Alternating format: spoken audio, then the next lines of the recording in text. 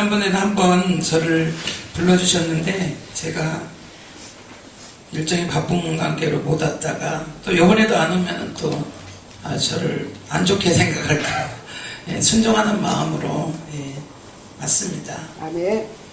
먼저 실로암 복음선교회 연합회, 저는 오늘 사랑의 음악회인지 모르고 왔습니다. 축하드리고요. 설교를 해달라고 하는데 어떤 설교를 해야 될지 말씀은 안 하시고, 그렇지만 이 선교의 취지와 사역에 대해서 들은 바는 없지만 잘 모르지만 우리 목사님이, 대표회장님이 복음성가 가수시잖아요. 그래서 가시는 곳곳마다 찬양으로 많은 영혼들에게 울림 있게 하셨을 것이고, 그를 통해서 많은 사람들이 더욱더 주님의 뜻 가운데 돌아올 수 있는 통로가 되었을 것을 믿습니다. 보니까 실로암 복음 선교연합회네요. 실로암의 뜻은 보냄을 받았다는 뜻이잖아요. 요한복음 9장 7절 말씀에 보면 이르시되 실로암 못에 가서 씻으라 하시니, 실로암은 번역하면 보냄을 받았다는 뜻이라. 이에 가서 씻고 밝은 눈으로 왔더라 라고 성경은 말씀합니다. 실로암 선교회가 복음을 위해서 보냄을 받은 선교회로서 잠깐 듣기는 지난 15년간 우리 대표회장님이야, 아까 또 우리 총재님이야, 모든 임원들이 하나님의 사역을 위해서 고군분투한 줄 믿습니다. 그래서 찬양은 해도 되고 안 해도 되는 것이 아니라 하나님 우리 지으신 목적은 찬송받기 위해서, 영광받기 위해서 지으신 것을 믿습니다. 마가복음 9장 말씀해 보면 날 때부터 소경된 사람이 치유된 사건입니다. 실로암이 요한은 어둠, 즉 소경을 쫓아내신 주님의 권능과 소경의 변화를 통해서 예수 그리스도는 세상의 빛이시기 때문에 그분 예수 그리스도를 영접하는 자는 육적인 안목뿐만 아니라 영적인 눈이 열렸기 때문에 이 소경은 부모와 바리새인들이 이업에도 불구하고 자신의 치유를 통해서 예수를 믿고 자기가 체험한 구원의 사건을 통해서 예수님을 확고하게 믿는 사건입니다. 그에게는 구원의 확신이 있었습니다. 구원의 확신이 있다 보니까 누가 뭐라고 한다 할지라도 그에게는 행동의 변화까지 이어지는 것을 볼 수가 있습니다. 사복음서에 보면은 예수님이 가시는 곳곳마다 병든 자가 고침을 받고 귀신이 떠나가고 가난한 자가 부욕해 되는 그런 구원 사역을 통해서 하나님께서 복음을 증거했던 것을 볼 수 있습니다. 제가 이곳에 몇 번 와서 느끼는 일이지만 교회명이 제자교회잖아요. 그래서 우리 제자교회 우리 남보석 목사님을 전 잘 모르지만 몇 번 뵀는데 참 또 온유하시고 정말 배울 점이 많더라고요. 올 때마다 각각 모든 선교회들마다 품으셔서 이렇게 같이 협력해서 연합해서 찬양을 드리는 모습이, 또 하나님께 예배하고 영광 올려드리는 모습이 너무나 마음에 와 닿았습니다. 이 선교회가 뜻이 하나님의 보내심을 받은 선교회인 만큼 이 시대에 보냄을 받은 실로암 선교회 사명이 큰 줄 믿습니다. 예수님의 보냄을 받아 선교를 목적으로 조직된 실로암 선교회, 생명을 살리는 일에 앞장서가는 선교회가 되고 이제부터 더욱더 발전되고 성장되어질 것을 믿습니다. 그러기 위해서는 우리 아까 김금자 목사님 기도해 주셨던 것처럼 내 뜻대로가 아닌 주님을 본받는 그런 삶이 들여져야 합니다. 그리고 철저히 내가 죽고 내 안에 주님이 일하셔야만이 시대적으로 귀하게 쓰임받을 줄 믿습니다. 아멘. 아멘. 네, 찬양곡 저도 하겠습니다. 아니고 아니고 그리스도와 함께 1, 2, 4분에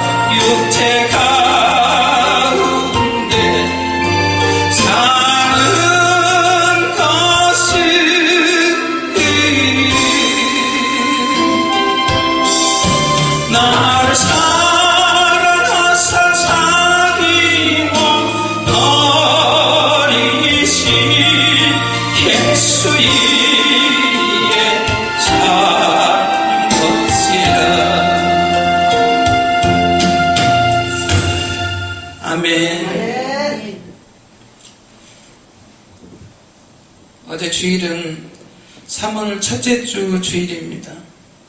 주일 예배를 잘 드리고 또 월요일 날 예배 드리니 또 하나님께서 영광 받으실 줄 믿습니다. 첫 단추를 잘 끼면 끝까지 잘 끼어지는 것처럼 먼저 하나님께 예배하고 시작하는 이 선교회와 우리의 삶이 기름지고 복될 것을 믿습니다. 지금은 사순절 기간입니다. 그리고 4월 1일은 부활주일이죠. 사순절은 너무나 잘 알지만 부활주일 전 주일을 뺀 40일을 말합니다. 이때는 사순절은 부활절을 기다리면서 신앙의 성장과 회개를 통한 영적 훈련의 시기이며 자신의 죄를 대속하기 위해서 십자가에 달려 고난당하신 예수님의 죽음을 묵상하는 그러한 시기입니다. 사순절은 초대교회 성도들이 그리스도의 인간의 죄를 대속하기 위해 찢기신 살과 피를 기념하는 성찬을 준비하며 주님이 겪은 순환에 동참한다는 의미를 가지고 있습니다.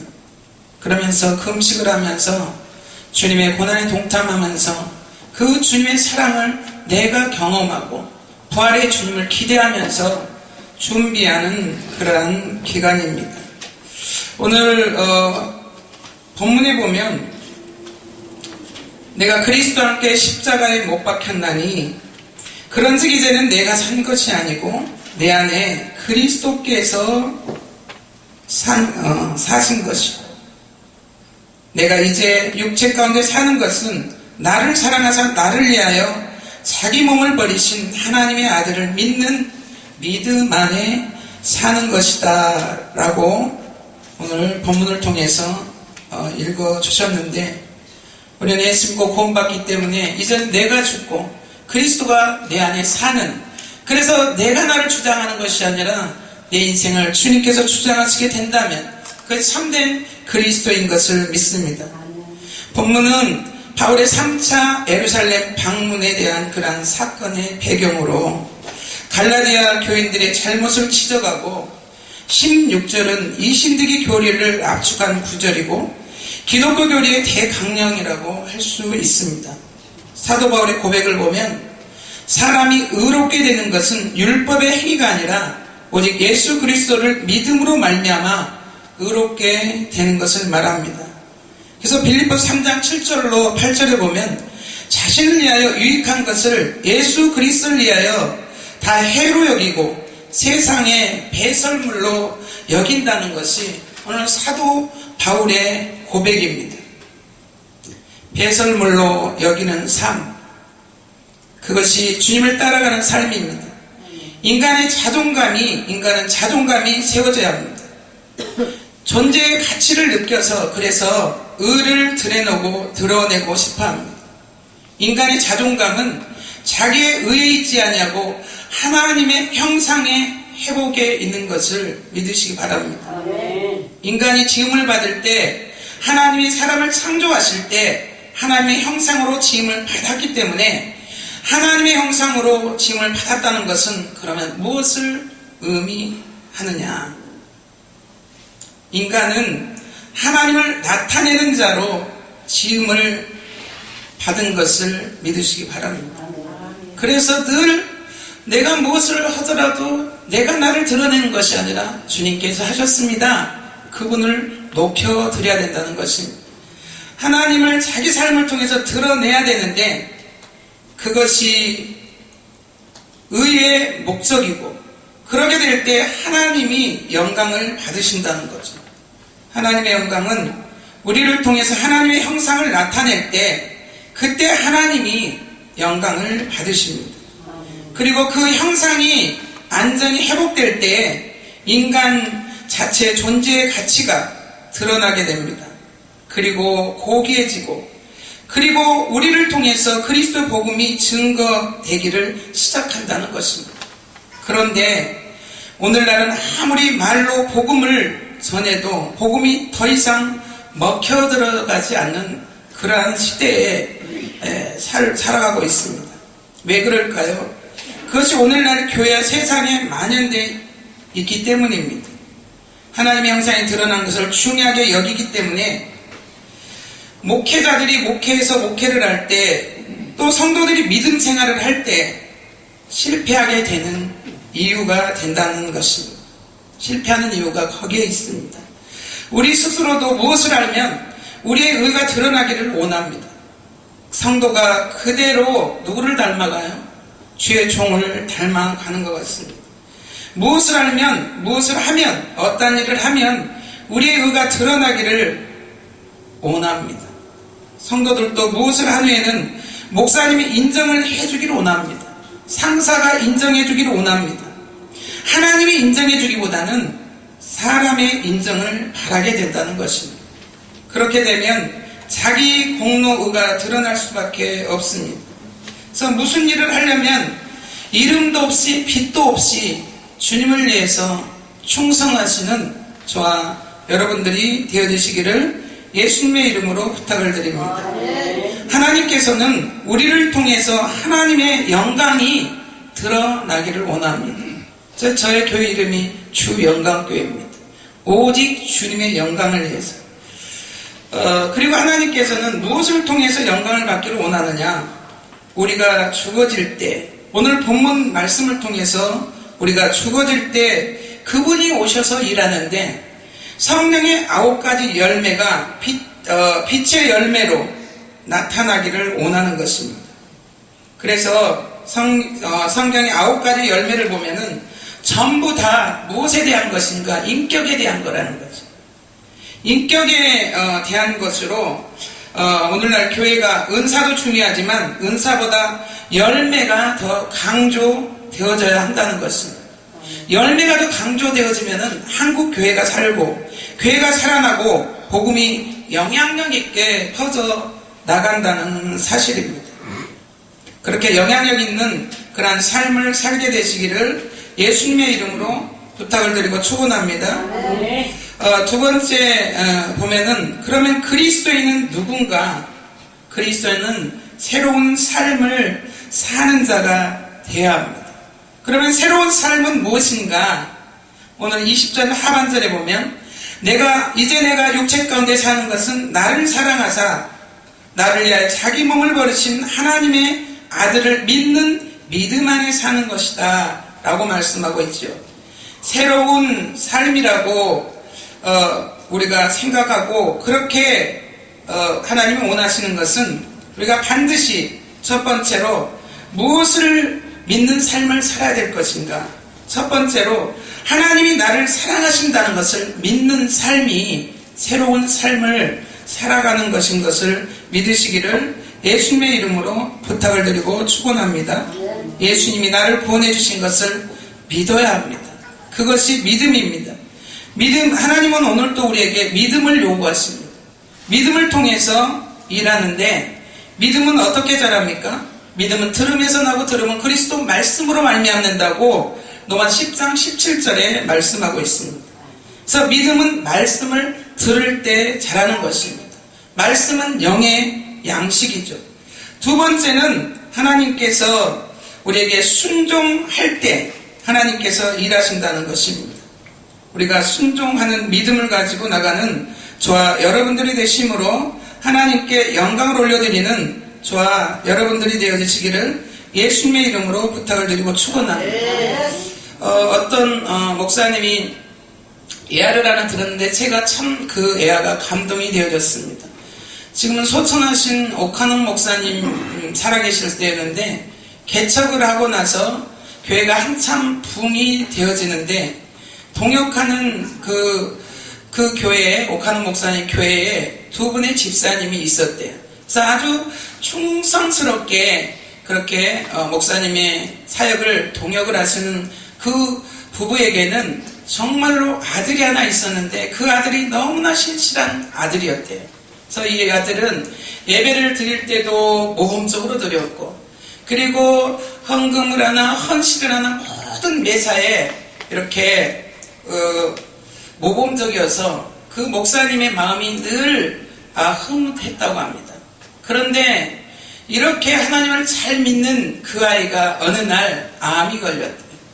근데 암이 걸려서 온 성도들에게 새벽 기도 때도 그렇고 모든 사람들에게 이제 함께 기도를 해달라고 했는데 기도를 했으면은 이 아이가 암이 치유가 되어져야 되는데 그만 시간이 좀 어느 정도 지나서 죽었다고 합니다. 그런데 죽었기 때문에 이 아이를 장례식을 마치고 묻고 나서 이 목사님은 가장 충성스러운 그 두 부부가 이제는 교회에 안 나오겠구나 이 생각을 하니까 장례식을 마치고 나자마자 어디로 갔느냐, 집으로 가지 않고 이제 교회로 가서 강대상에 가서 엎으러졌다고 합니다. 난 무릎도 꿇지 못하고 이제는 하나님, 그러면서 이렇게 기도했대요. 하나님 어떻게 하라고? 이제 목회 못합니다. 이제 목회 끝났습니다 라고 기도하고 나서 주일이 되었는데 이 안수집사 부부가 시험이 들어서 안 나오겠지라고 했는데 그런데 교회 그 주일이 됐는데 이 두 분이 밝은 모습으로 교회에 나와서 모든 사람들에게 인사를 하고 똑같이 충성하고 집으로 가고 그리고 그 다음 주에도 교회를 나오더라는 것입니다. 그래서 이 목사님이 이렇게 이야기했대요. 나 사실 솔직히 두 집사님이 실족해서 교회에 나오지 않을 줄 알았는데 이렇게 이야기를 하자 그 안수 집사가 하는 말이 이렇게 말했습니다. 목사님께서 가르쳐 주시기를 하나님은 떡을 달라 하면은 떡을 주시고 생선을 달라고 하면 생선을 주신다고 했습니다. 그런데 때로는 떡을 달라면 돌을 주고 그리고 생선을 달라면은 뱀을 주기도 한다고 하셨는데 그렇게 가르쳐줬기 때문에 그 말씀을 믿는데 지금은 떡이 절대로 떡으로 보이지 않고 돌로 보이고 또 생선이 절대로 생선으로 보이지 않고 하나님 뱀으로 보입니다. 이렇게 이야기를 했다고 합니다. 그러면서 우리가 몰라서 그렇지 목사님 아무리 떡으로 보려고 여전히 돌로 보이지만 하나님이 우리를 사랑하신다는 것을 믿는다는 것. 우리가 이런 구원의 확신이 있게 되면 어떠한 가운데서도 흔들림이 없게 된다는 것을 믿게 되시기 바랍니다. 아멘. 그래서 하나님이 우리를 사랑하심을 믿고 하나님 나라에 가면 그때 알게 되겠지요. 이 목사님이 오히려 감동을 받았다고 합니다. 하나님이 우리를 사랑하십니다. 신앙생활하면서 믿음의 삶이 하나님이 우리를 사랑하신다는 것을 믿게 되면 새로운 삶을 살 수 있습니다. 못 믿으면 우리 마음에 의심이 들어오면 아말렉 즉 사단이 역사를 합니다. 사랑하는 동역자 여러분, 또 함께하는 모든 분들, 우리가 어떠한 가운데서도 고난과 역경이 있다 할지라도 하나님의 사랑을 믿는다면 그 믿음을 통해서 구원의 역사가 있고, 이 소경처럼 어떤 환경 가운데 핍박이 오고 고통이 온다 할지라도 이겨낼 수 있다는 것입니다. 그래서 구원의 확신이 있게 되면 반드시 하나님께 순종을 하게 된다는 거죠. 하나님께 순종할 때 새로운 삶을 살 수 있게 되는데, 하나님께 순종할 때 하나님의 영광이 드러난다는 것을, 그 사실을 믿어야 한다는 것입니다. 그 사람을 믿으려면 첫째, 말씀대로 살 때에 순종하고 믿어진다는 거죠. 두 번째는 주신 소명과 사명을 끝까지 감당할 때입니다.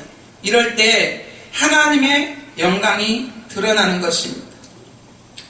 시간을 언제까지 하면 되죠? 시간이 다 된 것 같아요. 네, 조금 한 가지만 더 하고 마치겠습니다. 나가오 목사님이라는 분이 있었는데, 신학 공부에 목사 안수를 받고 목회를 어디서 할까 기도하던 중에 그의 마음속에 예수 그리스도를 한 명도 안 믿는 곳에 가서 목회를 해야 되겠다고 하고, 그리고 이제 기도하던 중에 찾던 중에 홋카이도 북해도 쪽에 가서 천막교회를 이제 세웠다고 합니다. 그렇게 한 달, 두 달, 6개월이 지나자 6개월 동안에도 지나가지는 거지도 들어오지 않았다고 합니다. 그렇게 부인과 함께 예배를 드리는 것이 5년을 보냈는데, 어느 날 비가 오는 어느 날 수요일이었는데 이제 부인과 함께 예배를 드리려고 하는데 그날따라 정말 예배가 드리고 싶지 않더래요.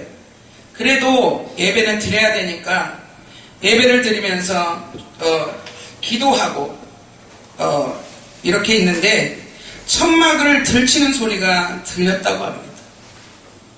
그런데 보니까 5년 만에 딱 첫 성도가 한 명 와서 앉아있는데 성년이었다고 합니다. 그래서 그날따라 이 목사님은 성령이 충만해가지고 얼마나 은혜롭게 설교를 했는지 아주 힘있게 설교를 하고 나서 예배 후에 식사 대접을 하는데 그 청년이 각혈을 하더랍니다. 피를 쏟아냈습니다. 그때 20세기 초반이었기 때문에 결핵은 불치의 병이었습니다. 그래서 이 목사님이 속으로 이런 병에 걸렸으면 조심해야지 그러면서 속으로 화가 나더랍니다. 그리고 두 가지를 생각했다고 합니다. 첫째는 내쫓아버릴까, 두 번째는 상을 다시 차려서 식사를 같이 할까 이러는데 마음속에 성령의 음성이 들렸대요. 내가 너에게 보내준 그런 첫 번째 성도가 아니냐. 그런데 이 청년이 그 목사님의 그 행동을 보고 은혜를 받고 거기에서 교육을 받고 좀 머물렀다가 떠났다고 합니다. 그래서 떠나고 이 나가오 목사는 여전히 성도가 없이 살다가 어느 단계가 돼서 이 목사님 천막교회도 문을 닫고 이 목사님이 죽었어요. 좋은 이야기하면 좋겠는데 우리가 한번 이 사순절 기간에 우리가 한번 깊이 깨달아야 하는 그런 시간을 갖기를 원합니다. 이 목사님이 실패했을까요? 목회가 실패했을까요? 신앙 6, 7년에 공부해서 그리고 목사가 되고 천막교회를 세워서 목회하다가 성도가 한 명도 없이 목회했고, 성도라고는 병들어 죽어가는 폐병 환자, 결핵 환자가 왔다 가고 그냥 모든 것이 끝났는데 왜 내가 목사가 된 걸까? 다 끝난 거죠. 인간적으로 볼 때는. 그리고 세월이 지나서 나가오 목사도 죽었고, 그런데 어느 날 아주 좋은 소식이 들려오는 거예요. 가가오라는 젊은 목사가 일본 빈민촌에 가서 봉사활동을 하는데, 빈민촌이다 보니까 기름진 것을 못 먹어서 모든 사람들이 변비가 걸려가지고 변이 안 나오기 때문에 이 가가오 목사는 항문을 열고 자기 침을 발라서 손으로 똥을 파냈다고 합니다. 그래도 잘 안 나올 때가 있었다고 합니다. 그리고 소문이 좋게 나서 많은 사람들이 물었습니다. 어떻게 이렇게 할 수 있습니까? 라고 묻자 가가오 목사가 하는 소리가, 저는 배운 대로 합니다. 제 스승이 가르쳐준 대로 합니다. 저는 배운 대로 합니다. 이렇게 이야기를 했습니다. 그리고 나서 일본의 대동아 전쟁이 일어났는데, 조국을 대신해서 사과를 드리고 또 그것을 갚기 위해서, 국가가 잘못한 것을 갚기 위해서 이 가가오 목사가 중국 빈민촌에 들어갑니다. 그리고 어느 날 한 기부인이 왔는데 은혜를 받고 성경 공부를 했습니다. 나중에 알고 보니까 중국의 이 기부인은 장개석 총통의 부인이었습니다. 송미령 여사. 그래서 중국에 그때는 일본인들이 200만 명 정도가 있었는데, 그 당시에 집단 테러를 당할 위기에 처해 있었는데, 그런데 200만 명이 한 명도 피해를 입지 않고 죽지 않고 본국으로 돌려보내졌다고 합니다. 그것은 장개석 총통의 1호 명령이 떨어졌기 때문입니다. 중국 사람들은 그들이 잘못했기 때문에 가만 안 두겠다고, 다 죽여버리겠다고, 자기들에게 고통을 줬기 때문에 죽여버리겠다고 했지만, 장개석 총통은 똑같은 사람이 되지 말고, 저들이 그랬다고 그러지 말고 그냥 돌려보내주자, 이렇게 포교령을 내렸습니다. 포교령을 내린 뒤에 누가 있었을까요? 그 뒤에는 하나님의 은혜를 받은 송미령 여사가 있었습니다. 그리고 그 뒤에는 누가 있었을까요? 가가오 목사가 있었다는 것입니다. 가가오 목사 뒤에는 누가 있었습니까? 나가오 목사가 있었다.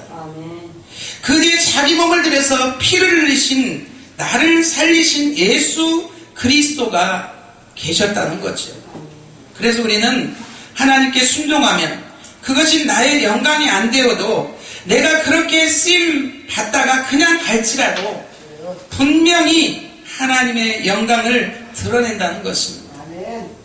오늘 이 말씀을 통해서 저와 여러분이 위로받으시고, 이제 예수 그리스도의 부활을 기대하면서, 세 번째는 부활신앙인데 부활의 능력을 믿는 것입니다. 하나님 오늘 또 우리에게 그것을 요구하시는데, 오늘 본문에 보면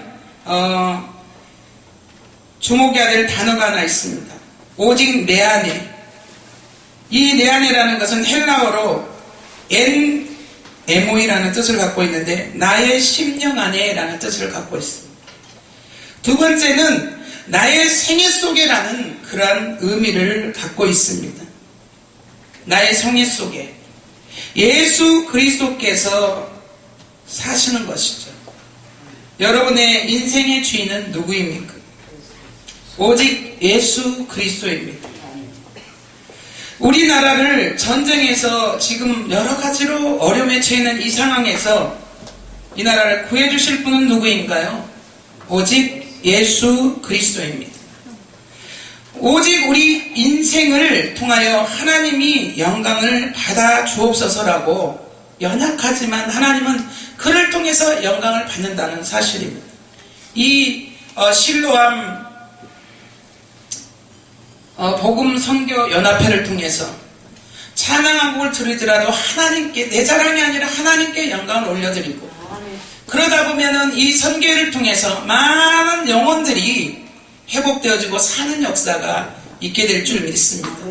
그래서 우리는 오직 예수 그리스도, 그분을 증거할 때마다 생명이 살아나는 놀라운 역사가 저와 우리 모든 분들을 통해서 하나님께서 친히 일하시고 함께 하실 것을 믿습니다. 기도하겠습니다.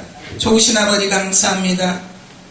오늘 또 실로암 선교회를 통하여 찬양을 통하여 영광 받기를 원하시는 아버지 하나님, 오늘 또 우리의 삶 속에 우리의 목회의 여정 속에 우리의 뜻대로 되어지는 일이 없다 할지라도 우리 찬양을 통하여 우리의 삶을 통하여 영광 받아 주시고 이제 새로이 시작하는 이제 2018년 아버지 하나님 3월을 맞이하였습니다.